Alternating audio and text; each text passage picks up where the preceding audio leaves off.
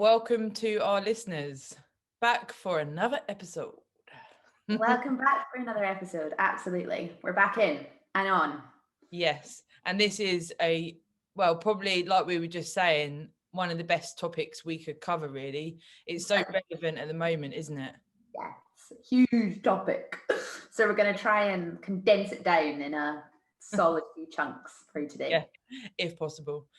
Last session, we spoke about preparing for contest prep. So today we'll talk about prep in itself, which is, like we say, so many different tangents with it. Essentially, what we're trying to do is break it down as well, aren't we? So preparing, and then today we'll talk about prep in itself, and then we're going to do a peak week and a post show. So lots of things to look forward to with both of us coming together and sharing what we've learned. And we've got like that whole journey is kind of a nice 360 because there will be a lot of overlaps with certain things that we say, but it's all relevant. And I think the more, I know it sounds a bit odd to say, but the repetitiveness of some of the things we're saying is kind of like prep. It's a rinse, repeat, and prep is like that. It's that kind of eat, sleep, repeat pattern. And so many of these things, nuggets that we'll throw in today will hopefully make it a lot easier for anyone that's considering, who's either in it or is considering, starting one for a show maybe later this year or next year ongoing. Yeah, because it's almost like when we say ticking the boxes. Yeah. That's like one of the best phrases that bodybuilders have, because it literally is. If you can set yourself up for that environment and that, I wake up at this time, I have my meals at this time, I train at this time. If it becomes a rinse and repeat, like you say, you're setting yourself up for success. Absolutely. And I often talk to my sort of clients and myself that to get into that flow, it usually takes the first few weeks of prep. I'd say a good month until you're fully in that clockwork flow, of what you're doing. Because the first couple of weeks, and we'll get into this, is going to be a challenge because you have to make the mental shift. We're now not normal time schedule, normal eating patterns, normal going out with pals, normal this. We're shifting the mindset into, now I've got to challenge my inner discipline and stick to this goal because I've got X amount of weeks of this ahead. The first couple are always the most difficult. Always. I don't know about you, but the first one, when I look back, it was such a shock to the system. It was like, what am I even doing? Like, whoa, this is just crazy. Your macros go down quite substantially overnight. And it's that, like you said, the first 2 weeks, it's even getting used to that hunger again. And I used to, in previous preps, think straight away, I'm starving. And Stephen, my coach, would say to me, there's no way you're starving. You've got plenty of reserves there. You've just come off the bat maybe of an off season or a period of maintenance. So you've definitely got fuel there and you've got energies. But if you start to focus on, I'm starving, hungry, I can't cope, straight away in those first 2 weeks, it really does start that mind warp. It does. And it's that negative thinking loop. What you think about, you become. So if you find it like a chore at the very first hurdle, you're going to find this a chore the whole way through if you think like that. So thoughts become things. I talk about this all the time, like thoughts become things. And this is, I suppose, we're going to get into this now where, well, what is the prep like at different stages? And actually that's quite a good way of thinking about it, because you've kind of got phase 1, which is getting into the prep, settling into it. What can we do in our own houses to make it as easy and kind of great preparation space as possible? And then like phase 2 is kind of obviously the day-to-day kind of getting into it, and then phase 3 of course is going to be the more kind of, oh my god, crunch time, the show's nearly here. So it's like 3 phases, isn't it, really? And when you get closer to the show, because we've got that time span, hopefully everyone listening, if they're going to compete, they've got an idea of when, which is one of the biggest things. If you've only got a certain amount of time left and you need to change your body composition still a fair amount, and you're say 6 weeks away, there's also that to consider, which is a massive factor. And until I guess when you go into a prep, you think, because you've set the date in your mind, you think that you'll be ready for then, you know, until you've done X amount of preps and whatever else and had different experiences, you don't consider that you might not be able to do that show because you're not ready. Yeah, it's not a thought process at the start when you're in your first year or so. You don't ever comprehend like, oh yeah, my contest is on the 4th of September. I'm not going to potentially be ready for that. You never think about that. You just think I'm going to be ready for that because your perception of what ready is you don't know yet. Yeah, and it's really it's really like, it's tricky. And when I speak to first timers, I don't know about you, but I sort of sow that seed underneath, like we have touched on before, of if it doesn't happen, then you've got things like a photo shoot and then a later show.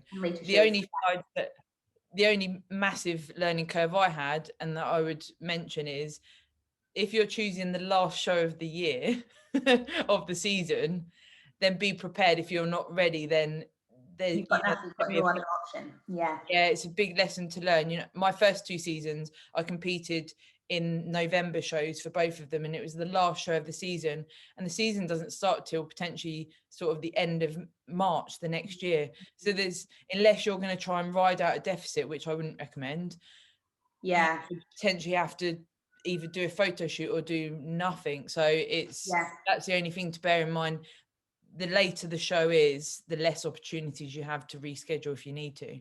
Yeah, it's a really interesting one, actually, the choosing the date of the show, because I'd say that the majority of like my clients, when we discuss their show seasons and what that's going to look like, of course, the reason there's so many qualifiers everywhere is because location is kind of a reason why people would choose the closest show to them, or, you know, for travel and all of that kind of thing. So there's that.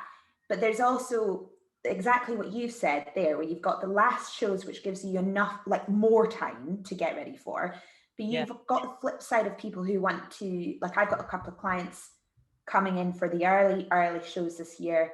And they all almost have an opposite issue where, and it's not an issue if you don't think of it like that, but they'll come in ready for their early shows, and say you might qualify, you might have to wait and do another reverse out and come back in for a show to do a finals, which will actually probably be around October, November time anyway. Yeah, I've experienced both. And I don't know which one I preferred, really. I mean, the one where you can go, you know, say qualify in April, and then, like you said, the finals in October.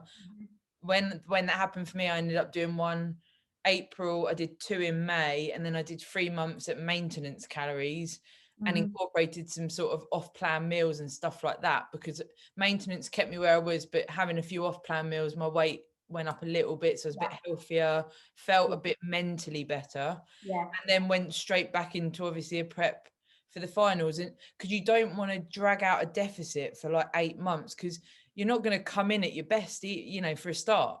No, and you know, there is such a term in our industry called diet fatigue, and it shows in a body for the length of time you are on the diet, no matter whether you're kind of, you know, in the deficit for a long period of time, or even if you're doing a mini reverse out, a maintenance phase, and a come back in, you're still putting the body under such an amount of stress for a longer period of time that it does show. And I think it's a fine balancing act when you're doing that, and that is definitely where I'd say coach comes in, because that's a minefield. Especially when we do a pod on the post-show period. We both had the experiences ourselves and spoke to other competitors. It's just this complete mind warp, and having a coach there at the forefront, you can't describe what that is for you. It's that, you know, epitome of, you've got someone to just lead you through that. You've got your guide, and, you know, me myself having a coach, that's like, Stephen's like almost my idol, and I'll just do what he says. So if he says it's okay for this and it's okay for that, I'll listen to him. Whereas if, you know, Kieran or my mum said, oh, it's okay, you look really good, I'd be thinking, no, I don't, or I can't do that, I can't do this. It's having that guide that's a non-biased opinion. And you just, but that's their field. They do this for a living. So, you know, when I had a conversation with one of my clients the other day, you in your own body look at yourself with both the physiology, the physical body, and the emotional mind, the brain. And so you can't distinguish, because you've got the emotional brain attached there, you know, looking at you, if you're fat, thin, lean, this, that, whatever. Yeah. Coach comes in and I look at you from an anatomical point of view, like head down. That's it. And I'm going, this, and there's no emotion involved in that. So honesty of that feedback, you can't buy that. You can if you get a coach. You obviously can't put a price on it, can you? Yeah, you can't put a price on that, because the thing that lets most of us down is it's never our ability to perform physical feat. It's the psychological mind trying to, you know, mess with our progress, basically. And on that note, if you are hungry, your rational mind isn't quite there. No.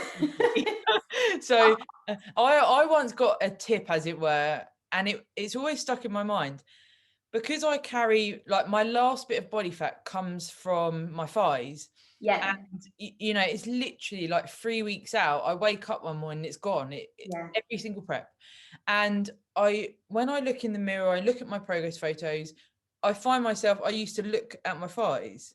Yeah, that's it. I won't be looking at anything else. And I'm going, that's the thighs. Yeah. I'm nowhere near. And someone once said to me, look at your body in your whole entirety, like you just said, see how you look in your ratios, you know, that X frame that we talk about, and when you look at your whole body, how does that look? And it's completely changed my whole, I guess, the way I look at myself as an athlete. I don't focus too much. I know that's going to come off. Yeah. But I just have to play the weight, you know, the waiting game of prep. Yeah, that's it. And you just need that kind of tap in to go, right, you know, this is what you look like, this is where you're going, this is what we need to do at this point in this part of the phase of the prep. Hate the term trust the process, but that is what it is. I keep using it. I'm like, I have to use that term. But yeah, that's the it literally is. I say I get clients that will text me like, I haven't lost any weight this week, and I'll text back, you know what I'm going to say? Process. And it's like, but it literally, like you say, it is, and that sort of feeds into a massive thing that people need to consider, which we did touch on last time. Allow enough time for your prep. Please don't and think that, oh, you know, I only need 10 weeks. The last thing you want, and it contributes to that diet fatigue as well. If you do you can either do a really long one and you're over dieted, or you can do one that's way too harsh towards the closer you get to the show, because you've run out of time. So you've got 4 weeks, you've got to really slash everything. Yeah, you don't want to be in that situation. That's where you can throw the metabolism off. That's where you can do some damage to, you know, the body's kind of whole hormonal functioning. It's just, I mean, you don't want to be racing against the clock. And if you've done your research and you're listening to stuff like this, you'll start to get that message very quickly. But if you're with a coach and your coach is still trying to gun you for show, maybe just have that conversation and just say, look, I want to take the reins off and go for a later one, just so that you can really enjoy the experience and learn yourself. Don't I think we've said this on the podcast, but don't just do what you're told. Question, learn, understand, you know, learn about yourself so that you can feel really, really good about every decision that's being made through the journey. Yeah, and understand, you know, there's that borderline of asking too many questions sometimes, in a sense that you're over worrying. Like we put across, there's no silly questions. Yeah. But there is questions that you maybe already know the answer to, or you're overthinking. And sometimes if you can reflect on that and maybe try and answer it yourself first before you ask someone, or listen to podcasts, listen to different things. Totally. The only confusion there is sometimes people say different things. Yeah. I think it comes with the phases of prep. Like I often find that my questions from clients will get maybe more closer to the day, because they're obviously so conscious that, oh my gosh, we're nearly around the corner from the show. And that's when more questions might crop up for precision purposes and things like that. And at that point, I'm kind of quite easy about answering questions from clients who are in pretty hard prep brain places at that point. And I don't, I would reprimand them because I get it, I understand. Do you know what I mean? There might be a really ridiculous question. And I've got one that I remember really well, which was hilarious. And we laugh about it to this day with this client.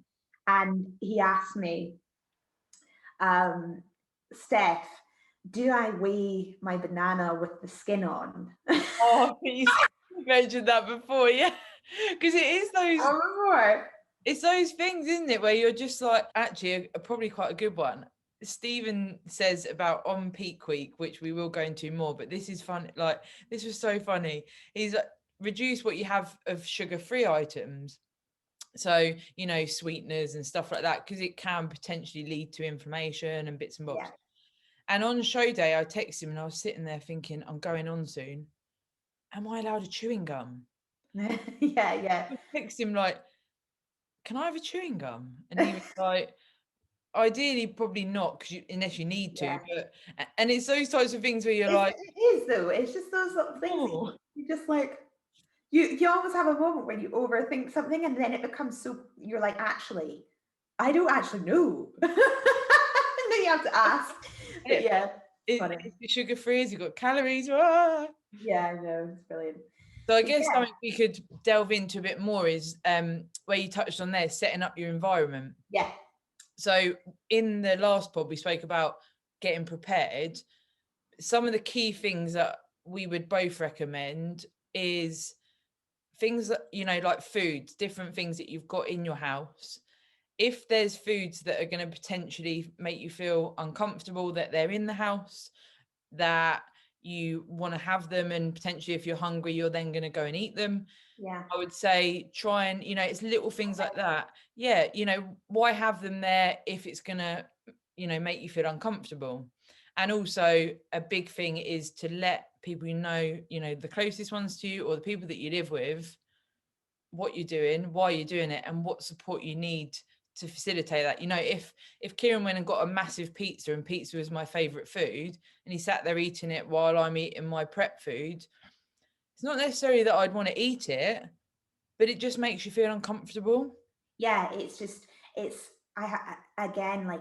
had this conversation off the back of I did a little mini thing on my Instagram recently about surviving a relationship with a bodybuilder, being in a bodybuilding relationship.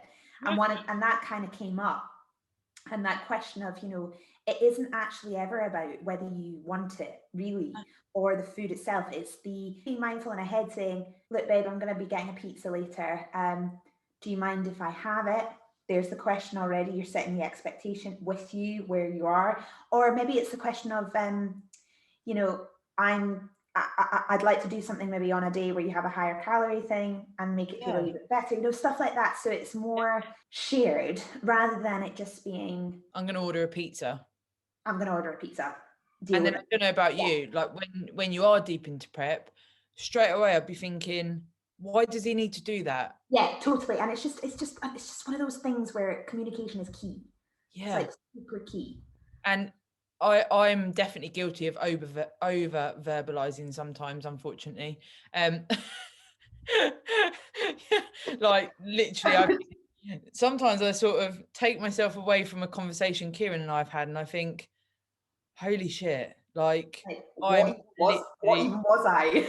I'm literally batshit crazy. And I think, I don't know, at times I've looked back at preps and I think, I don't know how he puts up with it. Yeah. But then I also then think, I put up with certain things that he does day to day.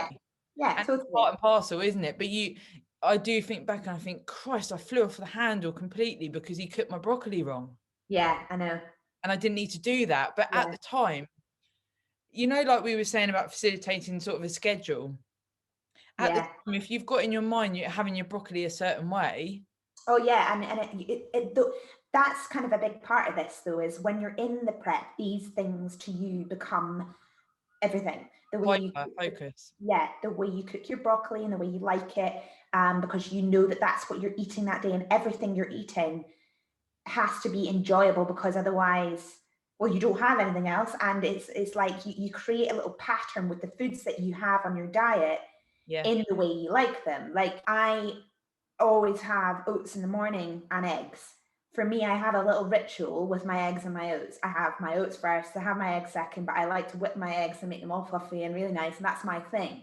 And you'll find these little ways and things with your food. And then if something happens to that system, you just are, that's all your, you just have a bit of a kind of a wobble. I also think, touching on what you said there, you've got your ritual. I also have quite a lot of those. Yeah. But I've actually got to a point now where I've gone, do you know what? That's how I like it. So what is wrong with that? Yeah, whereas before, and you've probably had similar or had clients that are similar, if I have a certain ritual and it goes wrong and that pisses me off, I used to get so hyper focused on it being such a negative thing that why do I have to have it like that? Why do I want it like that? And now I think, because I want it like that. And why should I not have it like that? And Stephen actually said to me on our catch-up call the other day, bodybuilding isn't a job for me, but it's something I'm so passionate about that actually I treat it as I would with a job, because I treat it like I am a professional athlete. I don't want to do the things that come across in a negative way, because I take it quite seriously. It's not a piss around for me. And that's not, we're not putting ourselves on this, we're better than other people or anything like that. But for me, I find it really hard to sort of be completely light-hearted about things. People say, oh, have a bit of that food or have a bit, and I'm like, no, I don't want to. It's not, I want it how I want it. And I think being sure of yourself and what food you like, how you want to do your prep, when you want to train, and being transparent about that, it's the formula to win at your prep, isn't it? Yeah, it really is. And it's the formula also to stop those kind of things happening as well around you. Because if people see that you're sure of yourself and you're like, no, I'm cool, I'm fine, and you're really, really kind of frank about it, then people will get that quite quickly. They'll be like, no, girl, she knows what she's doing. I don't know what she's doing, but she knows what she's doing. And she's happy. Yeah, she's happy doing her thing. So and we go back to saying, the people that are happy for you will stick around and support you. And the ones that won't, you might not end up seeing for that much longer, unfortunately. But that's the way it goes, isn't it? Yeah. I mean, are you ever in environments where you get people that maybe don't get prep and bodybuilding and they ask you questions, or are you around? Yeah, well, I mean, I have kind of like friendship groups, 2 different friendship groups. I've got obviously my normies and my bodybuilding friends, but I would say the majority of people, because of my job, because of what I do, and the majority of the people I know are from fitness environments up here. I never have that issue. I used to see in the early days when I wasn't, when I had a slightly different career at that point, I find that extraordinarily difficult. Because I wasn't sure in myself. I still felt like, oh, I can't tell anybody about what I'm doing because they'll judge me. Or I can't tell anybody like why I'm bringing my Tupperware in because they'll think that, something weird's going on with my food or something like that. And I remember even thinking with my colleagues and things like that, I didn't want, like, I wouldn't maybe have, cakes on a Friday in the office, for example, because I was doing my preps, and it would be a constant every freaking week. I remember it like it was yesterday. Like, why is Steph not having the cake? And it was like a whole narrative that was just comments, which is so, but it was so much pressure. And if I had gone like the opposite way and actually just owned my situation and just told people and just said, like, this is what I'm doing, and I'm not having the cake because of this, not because, I don't know. Yeah. I'm better than you. I don't need cake. Yeah.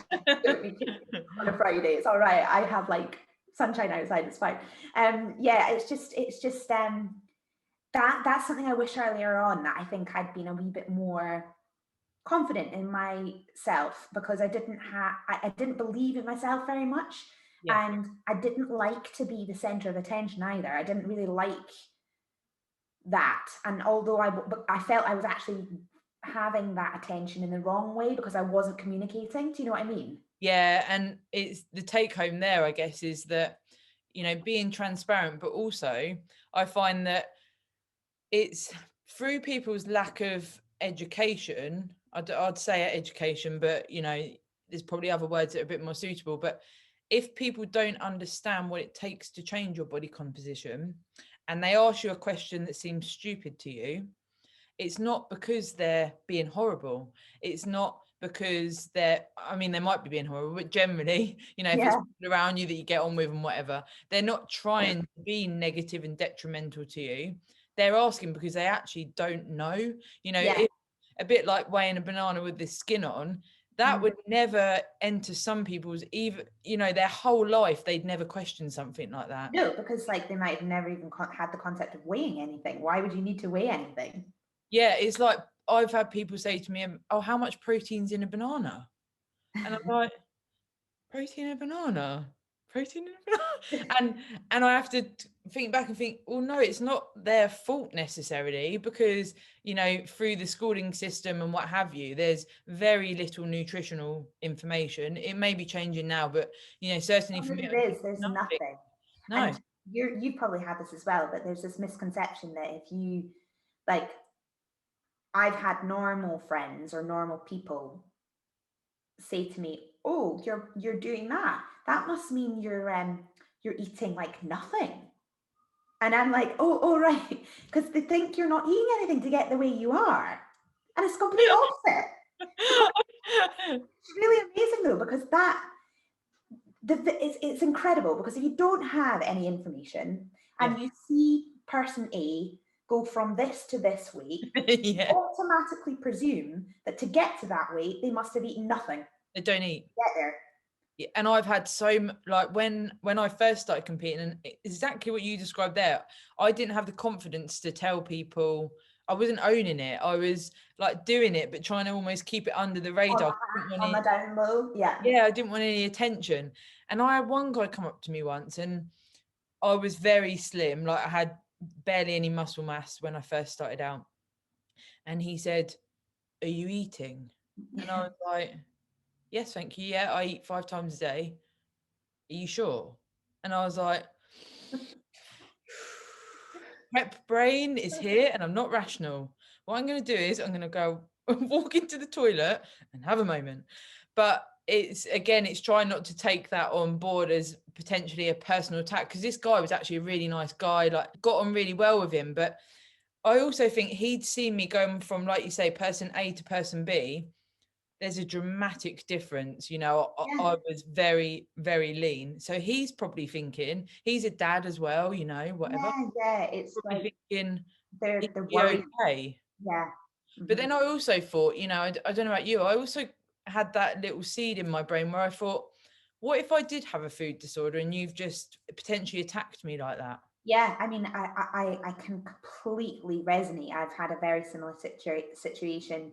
I actually mentioned on one of my own YouTubes when I did a bit of it was like a solo what it feels like to be a female in the bodybuilding world. And I had that exact scenario in a coffee shop in Leeds. I remember it clearly, where it was the same coffee shop I went back to every week. And every week this waitress was seeing me getting, you know, leaner and leaner and leaner and leaner and leaner. And it got to the point, because she'd always served me the coffee, and I knew she was desperate to say something to me.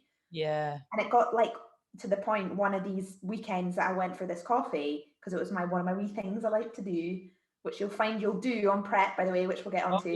That was one of my little rituals that I did every Saturday. Went for my coffee, and she just bit the bullet this day, and she was like, "I don't want to pry, but is everything all okay?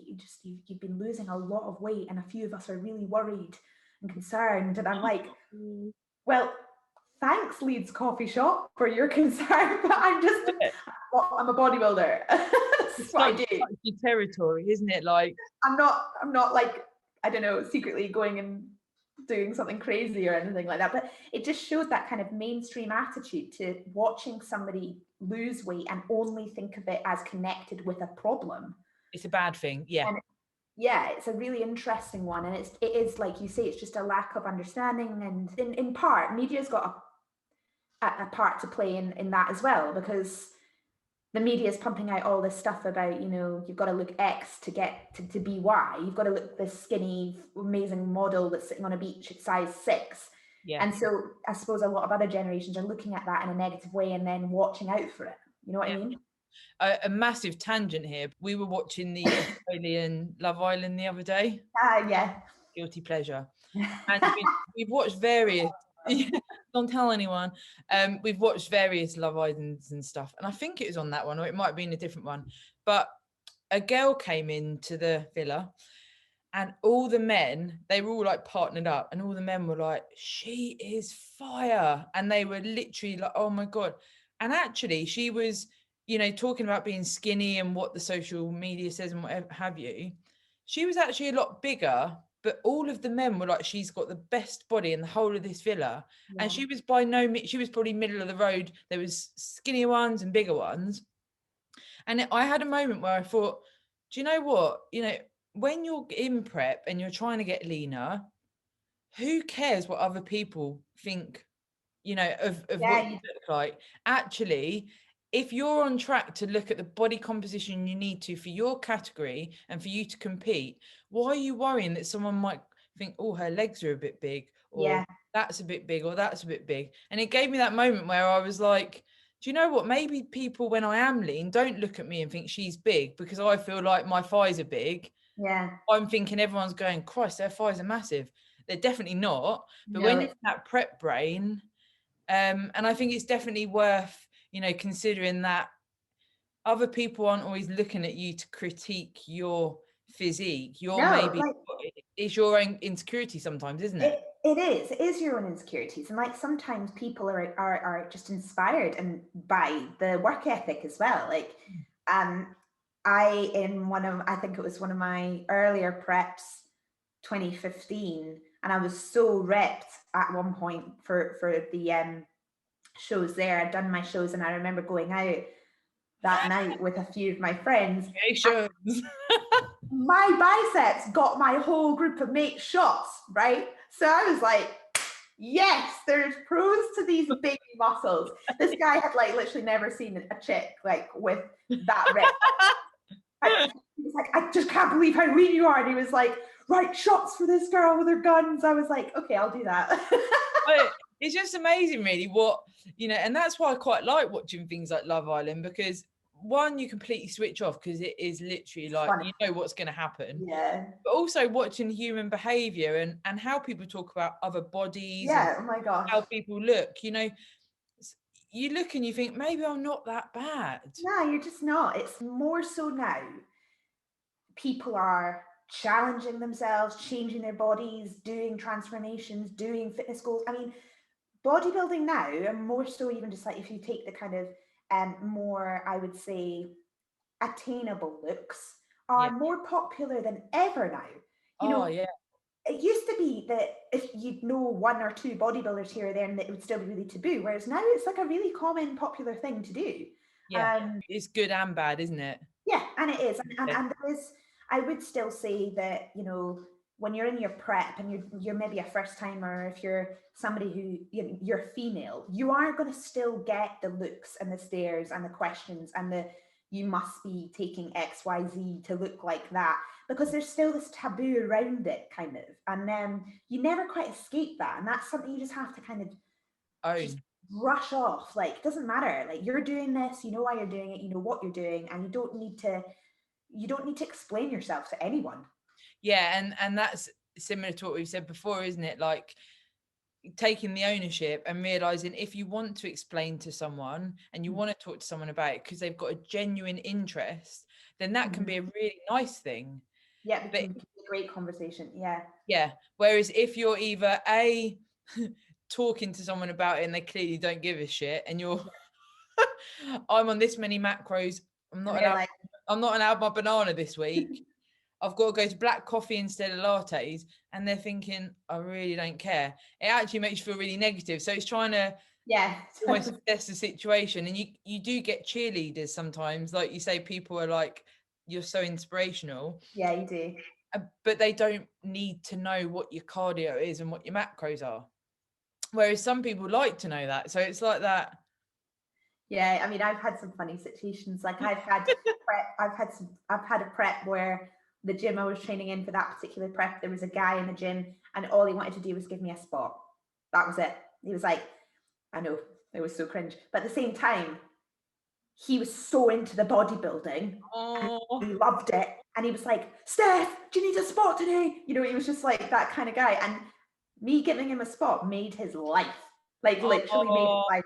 And he was just a bro, like a guy who just loved it, who just wanted to be a wee piece of the puzzle, you know, and it was funny. And you're gonna see in this world, guys, see bodybuilding, it's full of complete strange, weird, and wonderful people.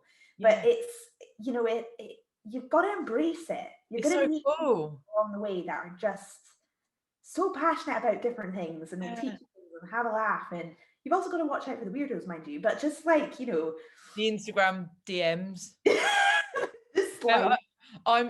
It's like when you get a message saying your boobs and your butt looks really good, and I'll say, you know, quite often now I'll reply saying, thank you for the compliment, but I prefer it if you don't send me messages in that way.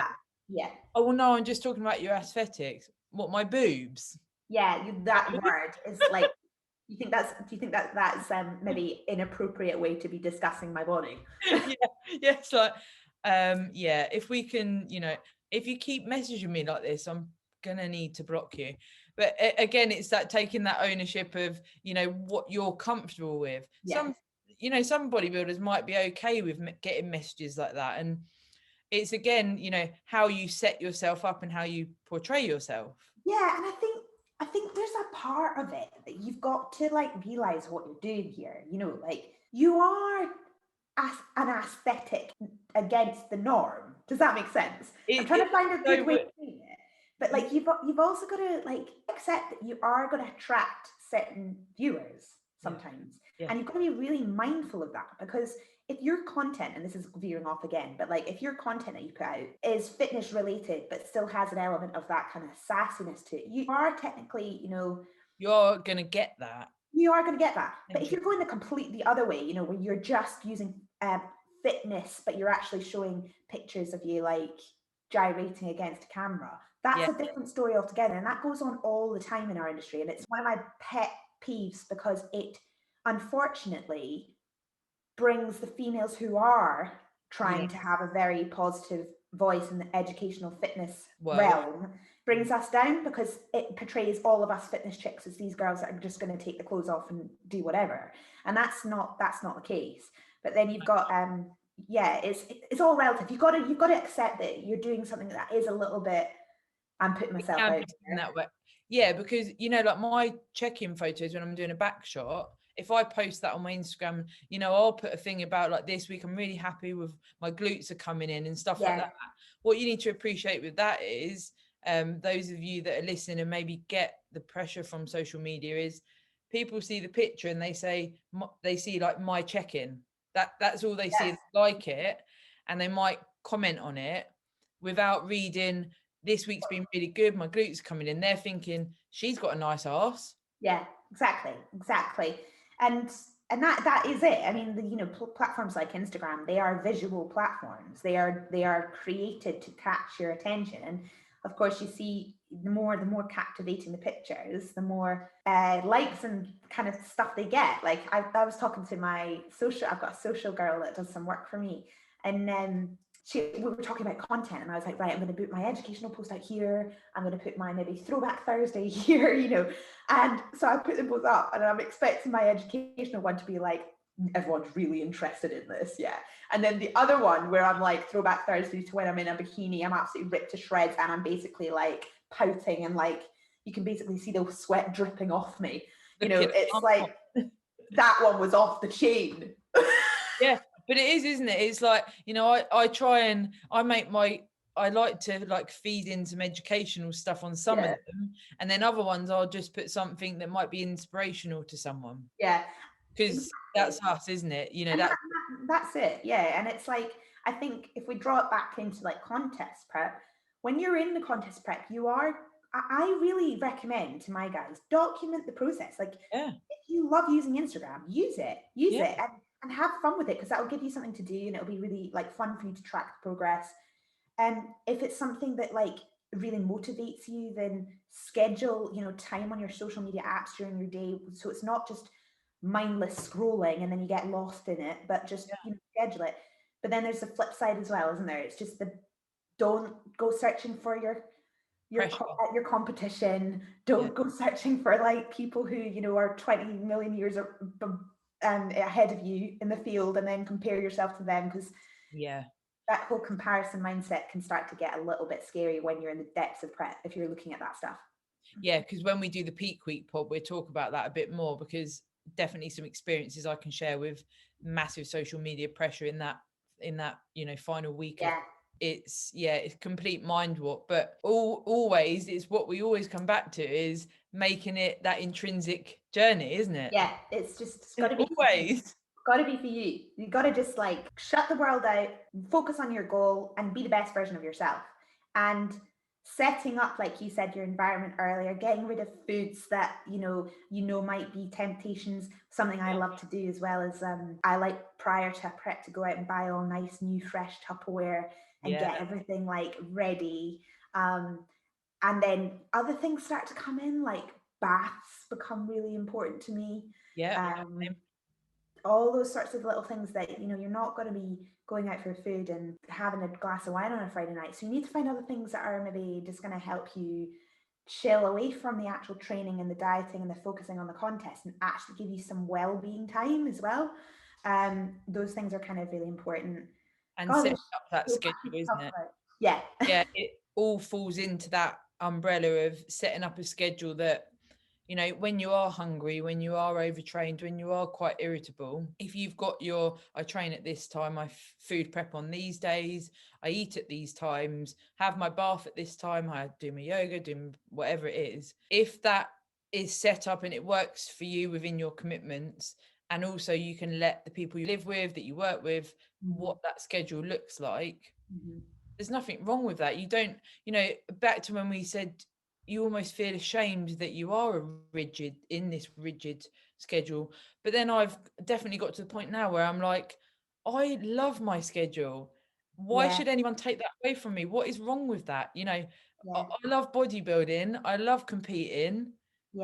And I like having a schedule, and you know, I get up at the time I get up. Kieran gets at the time he gets up. If he has a lay-in, I don't think, oh well, I wish I could have a lay-in.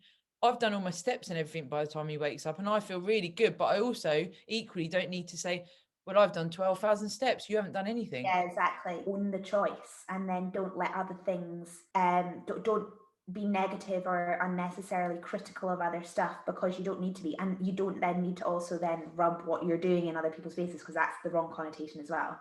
So, it's like that with foods, isn't it? Like we've said about sort of removing certain foods out the house. There's certain things on the lead up to a prep, the last couple of weeks, where I could potentially have maybe a couple of meals out or a takeaway. I will do that. I will enjoy, you know, the last 3 days of my off season or whatever period before I go into prep. I'll always have an Indian, I'll have some cheesecake. I'll incorporate my favorite stuff, because when I go into prep, it ain't in there. I don't want it in there. I've had it. Head on, And I think that I often say to Stephen, I think that's why I can prep so well, I guess. Not that I'm, you know, saying, oh, I'm really good at prep, but I actually find prep easier than off season, because I like rigidity. And I think it works.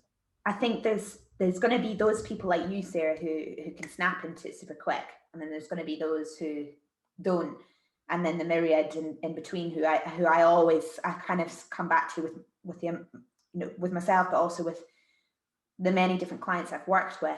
I tend to find that first, coming back to what I said at the beginning, that first window, the first 3 weeks, if you can get over that hump, and that's where you're going to feel probably the most hunger cravings at the start, because your body is adapting to a slightly lower calorie threshold.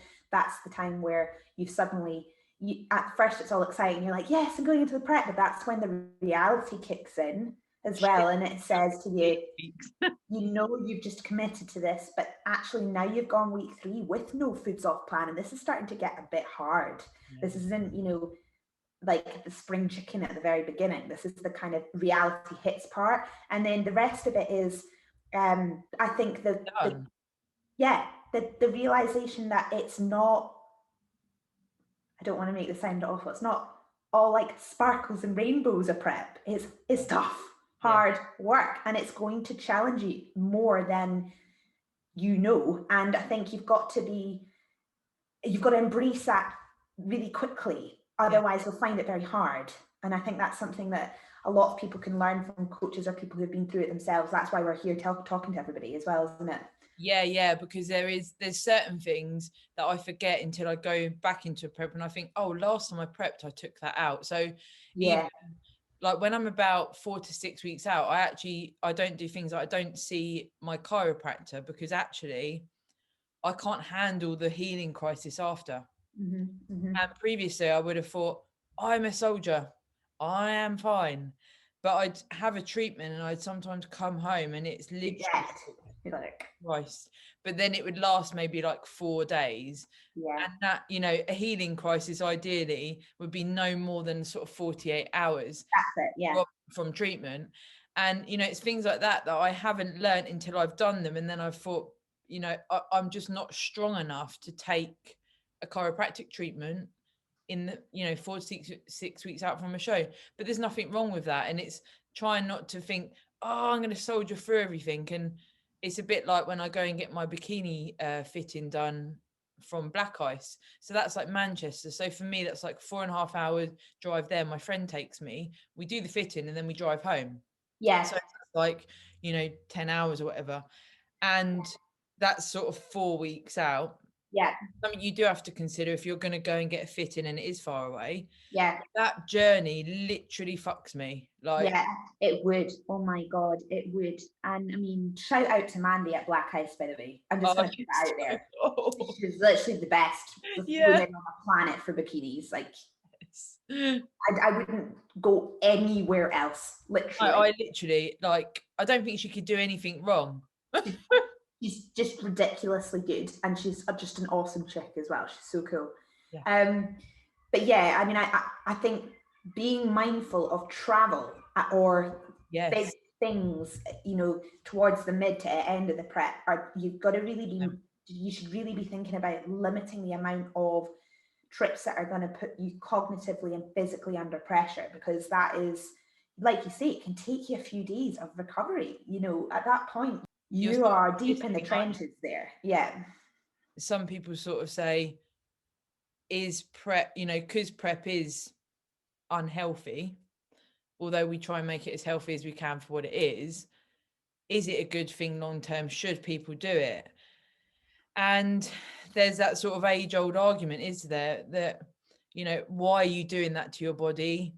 Why are you starving it for so long just to go on stage? But then it's like people smoking or people, whatever it is, but you need to see it for what it is. And things like the long trips or the, you know, the treatments that you might have had and you can't have when you're close to your show and stuff like that, it's all part and parcel of a prep, and you have to accept that. 100%. Don't do it, you know. Just don't put yourself under that pressure. Like, just, it's like, if you can keep your routine to as easy and streamlined as possible, things are going to be a lot easier for you. And try and keep it, like, that's where working with a coach is good. Try and keep it as healthy as a prep can be, if that makes sense. Totally, yeah. And I mean, there's no reason why you can't have a healthy, sustainable journey to the stage. Yeah, I mean, I would say every single one of my guys would say that it's been a really enjoyable journey. Tough, yeah, but an enjoyable journey, because you learn lots of things. But also, if you're with a coach who gets it all, you know, you're not going to be being put on ridiculously low calories. You're not going to be being told to do a stupid amount of cardio, you know, that's unnecessary. You're not going to be put in a potentially critical health state, which we hear time and time again in this industry because of the lack of regulation. And that's something that you need to be careful of. And I know we've said it before, but do your research on the coach and make sure you're going to have a good, enjoyable journey to the stage, and not one that you're going to come out at the end of going, I hated that and my body's fucked. Yeah. No, And I think it is as well, you know, always a few things that we've said across today is that everyone has an opinion. Yeah. This is a very subjective world we're in. Yeah, and it's a subjective sport, isn't it? Yes. But it's, you know, whether you listen to a podcast, whether you see someone in person, whether you know, watch a YouTube video, that person says that person says that person says that. But what do you say? What do your internal morals say? Do you respect your coach enough to know that they're looking after you, and what they say is almost gospel? Because, you know, I personally think if you've got a coach and you're in a prep and you're really close to a show, they need to be your Bible. They need to, you need to get gospel, because you're not of that rational mind at points. Yeah, totally. But you know, except for the coach as well, you probably find it's quite difficult sometimes, because, you know, if the athlete's of that thing of, my coach has taken my food, or my coach has made my training harder, why are they punishing me? It's going to be really hard for your coach. So if you can notice that this is always your choice, opinions are going to surround you, but keep on your journey and do it for the reasons that you started, you know, remember why.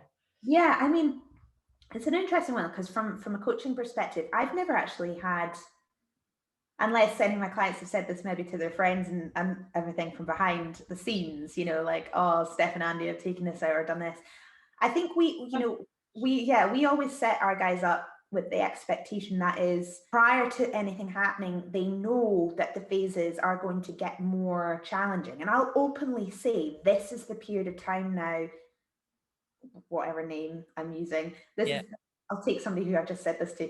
This is the period of time now, Zoe, that we are, and she'll be listening to this, that we are cracking down, because we have X amount of time, and I am going to be really hard on you. I am going to be making changes. I am going to be making sure that you're on point, because I want what you want, which is that physique she knows she can attain, and I know she's got it in her to attain.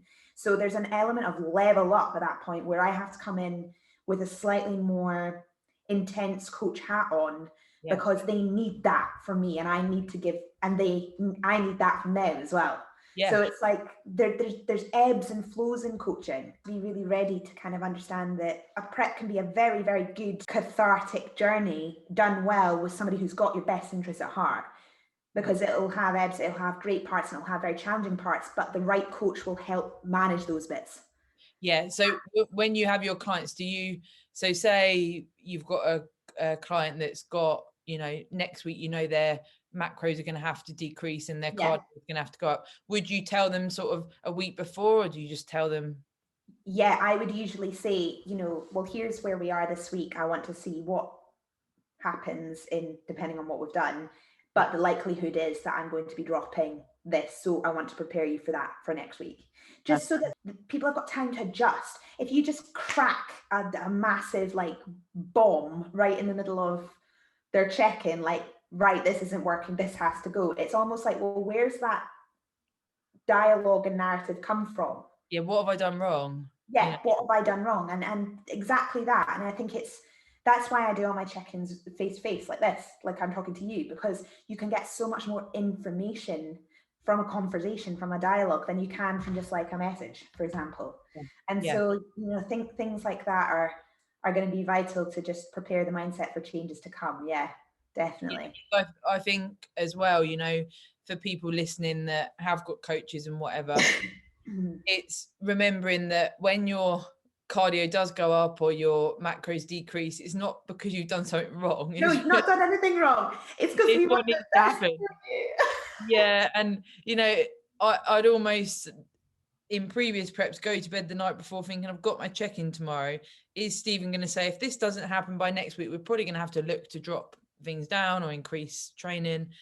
And you start going through, but all you can do is your best. And it's always remembering that, you know, sometimes your body's not going to play ball, and it's a fucker. Excuse me, French. That's a really, really good point though you've made. And I want to stress this, because weight loss, fat loss is not linear. It doesn't go just like that.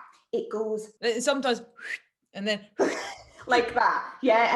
And it really is, it is a very important thing to mention. And there's this kind of the two different brains around, you know, the weight on the scales and psychologically how you look. And I mean, for my coaching principles are based on visual and measurements rather than the weight itself, because weight can change based on many variables during your day. But the overarching goal, if you stick to it and you are really, again, coming back to that consistency is king, trusting the process, these things, if you stick to it, you will get there.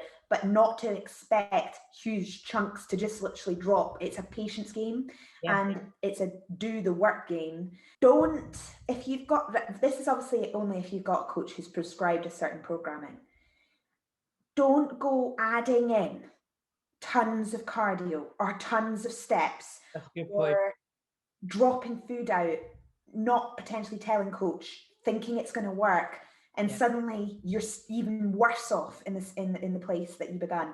Because I had a message from one of my clients yesterday saying, just to check, cardio is not changing this week, right? And I said, yep, no changes. no changes. And his response was, glad I checked, because I was just about to do that automatic, I'll go out and just go for a run for 20 minutes. And that, it's things like that. Yeah, that's such a good point, actually. Can really screw up a prep, So you've got to be really careful not to, because you feel like it will actually have a benefit, just go adding a whole ton of stuff in. Because actually, the coach has got a prescribed understanding of what's going on. And if suddenly that week you've done, I don't know, another 300 additional minutes of extra cardio and you've chopped out 500 calories. And you haven't told them. Yeah. And it's all of those things as well going to contribute to how you look when you get closer. Because if you're over fatigued and you've overexerted, also doing too much cardio is going to contribute to you having shit weight sessions. Oh yeah, your energy will plummet. The likelihood of your weight loss stalling is very high. There's so many things that we could go into on that from a more kind of scientific point of view. But programming is designed for a reason. So that's an important point to make there. I think that's the massive take home for us to get across, is that what your coach is prescribing you is for a reason. When you get your plan sent through or however you work with your coach, they're not just doing it for the sake of doing it. They're doing, you've got your clients and they're representing you. You're proud of them. My work, they're in essence my work in action. Their work, but my thoughts in terms of how to get in there. So why would you do something to negatively impact you? You wouldn't. To be a good coach in this industry, you have to care, support, and get the results with the client in the most ethical and healthy way possible. And for sort of my point of view, I would be doing my job properly if my programming wasn't on point to get them the result that they desire. So there's got to be that trust with your coach. You can't just kind of go off and wing it and then expect miracles to happen when you're actually going against the prescribed, again, I come back to the phases of this. It doesn't just you don't just suddenly go into a prep and completely smash the cardio and do everything. It comes in increments to get you to where you need to be. Yeah. And also the other end of the spectrum of people potentially eating more than they're meant to. Yeah. So, and maybe not mentioning it. And that sort of feeds into a big thing that you see a lot of people saying, I'm hungry. Like you've mentioned on previous pods, I'm in the trenches. And it comes up a lot when people say, I'm hungry. Can you give me ways to combat my hunger? I've totally been there myself. I'm not necessarily slagging that off, but what are you more hungry for? Success or food, which you're gonna be eating like every probably 3, maximum 5 hours? Yes, you're hungry, but if you want to get to stage condition, you're going to need to be hungry. So I mean, there is a formula. Yeah, you've probably had it as well, Sarah. We're in sort of the mid, well, I don't know, probably different for everyone as the preps go on, but there's a switch where the hunger becomes satisfying, where you're like, I'm a bit hungry. That means my fat is eating away at itself and I'm going to be shredded in like a week. That's what people say, isn't it? If you're hungry, it's working. Yeah, it's working. I have an image in my head of when I'm a bit hungry that my own fat cells are like, and it's just like, it helps me kind of visualize, but it's switching the mindset again. Remember that a wee bit of a hunger, a little bit of a bite is the body doing what it needs to do. And when you start to see yourself getting in a little bit leaner and pulling in and the body starts to shape up, and you start to see in the gym lighting a bit of a delt and a this, and then you're feeling really good about it, suddenly you're like, okay, I'm cool with this. I'm in this prep. I'm fine. I can get on with it. But yeah, I mean, that's what's hard about the first bit, isn't it? Yeah. You get the bright eyes for 2 weeks, maybe a week and a half. Then you get to that like a week. Yeah, and then you get like to probably 3 weeks in to potentially, well, depending on how long your prep is, but say you get to like a third of the way into your prep. Yeah. Where you're still carrying, you know, a fair amount of body fat potentially. Yeah. You're hungry, but you're not seeing that hunger payoff as such, because you're not lean where you know you need to be. And it's that like, why am I doing this? Nothing's happening. But actually it is, you know, it is that trusting of the process. And then you get to, you know, that middle phase, like you say, and it's like, oh, I can see a striation when I brush my teeth. And it's like, it's little things, and you think, but it's not always do more and get more. Trying to retain muscle. And by overexerting and doing shitloads of cardio, you're going to be of detriment to psychologically as well, but also, you know, what you're able to then bring to the stage. I mean, it's the aim of the game is to keep as much tissue on the frame whilst dieting away the fat. That's the aim. And you have to, it's a fine, again, I come back saying it's a very fine balance between the energy expenditure and what you're consuming. So if you then go and mess with that balance, I mean, you might 1 week lose a little bit, but you're putting your body at severe disadvantage. And if that then keeps repeating itself, it could get worse and worse and worse. So it's not worth it. It's not worth it at all. So stick to what you're told. Do what you do. Do what you gotta do. Exactly. But I think we've covered so much. My gosh. There's so many, like we said at the start, there's so many tangents with prep in itself. And there's loads. There's loads more. Someone could like say a question and we both and we're both of a similar mindset as to probably what the answers would be. Yeah, exactly. But we've done exactly what we're setting out to do, aren't we? You know, if people are listening and they can just have a bit of a laugh as well, but also get those golden nuggets and go, bloody hell, I'm not the only nutter in this world. You know? Exactly. And that's exactly it. That's what this is all about. Covering lots of different topics and making sure that, you know, well, I guess I come back to saying that the more information there is from people that are like-minded to you, maybe within your area, we're UK based, you know, I think this will touch people all over the world, quite frankly, because it's just so relevant. But certainly for our independent sort of pools of people in the UK, this stuff it's gold. I wish I'd had these kind of conversations when I was starting out.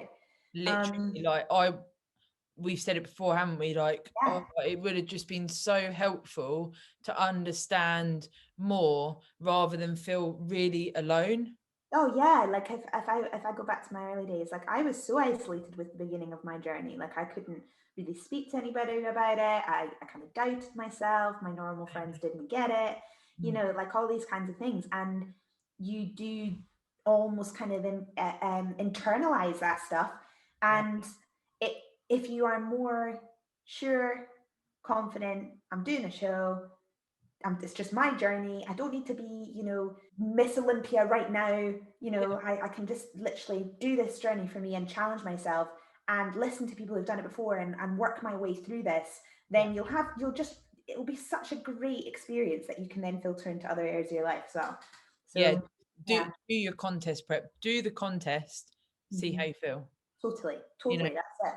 And you said last week, didn't you, being a beginner and first timer, there's no expectations. No expectations. Enjoy the ride. Have fun. Just have fun, enjoy it. Yeah. Trust the process. Oh, God. TTP, y'all. TTP. Yeah.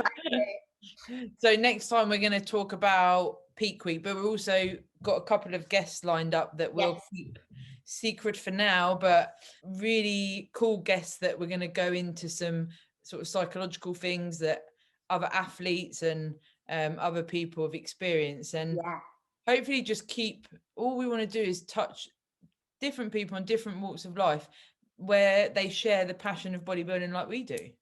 100%. Yeah. A pleasure as always. Yes. So so this will come out on our YouTubes as we always do.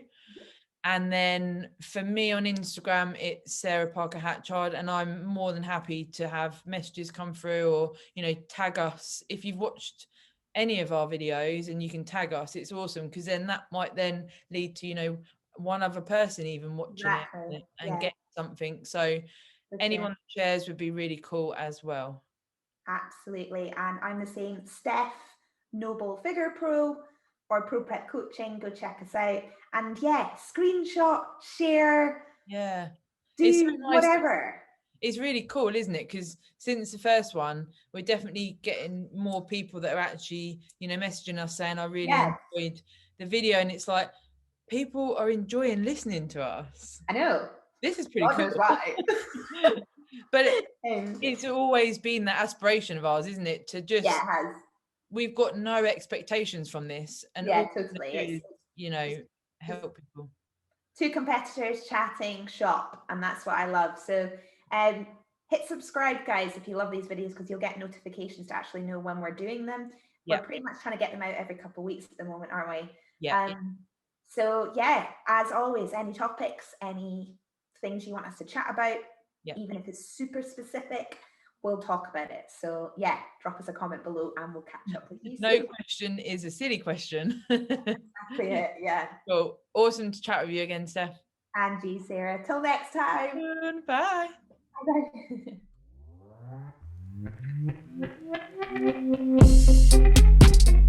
Bye.